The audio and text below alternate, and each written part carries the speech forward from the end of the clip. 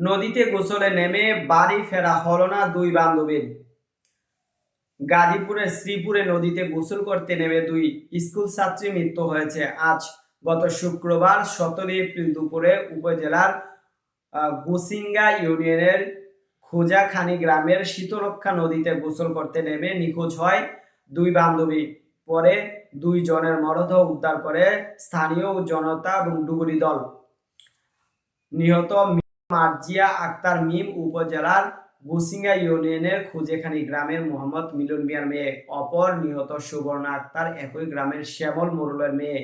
তারা দুজনেই গুসিঙ্গা উচ্চ বিদ্যালয়ের 10ম শ্রেণীর শিক্ষার্থী। পারিবারিক সূত্রে জানা যায় যে গত শুক্রবার দুপুরে 1টার দিকে মিম ও সুবর্ণা সহ 6-7 জন মিলে বাড়ির পাশে শীতলক্ষা নদীতে গোসলে যান। তারা দুজনেই সাঁতার জানতো না। পানিতে নামার এক পর্যায়ে তারা স্রোতের টানে তলিয়ে গিয়ে নিখোঁজ হয়।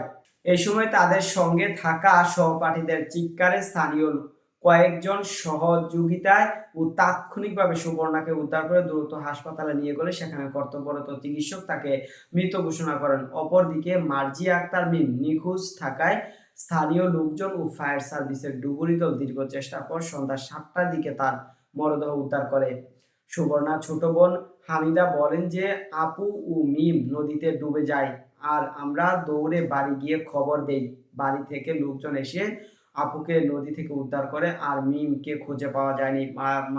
Mawna fire service station officer Khairul Alam মরদেহ উদ্ধার করে তথ্য নিশ্চিত করে জানান যে নদী স্কুল ছাত্রী নিখোঁজের পর থেকেই সঙ্গে সঙ্গে তাদের উদ্ধারে রওনা ও ফায়ার সার্ভিসের কর্মীরা।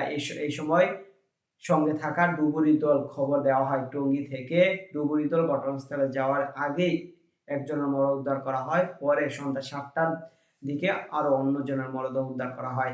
দর্শক সাবস্ক্রাইব করবেন, লাইক করবেন, শেয়ার করবেন, কমেন্ট করতে ভুলবেন না।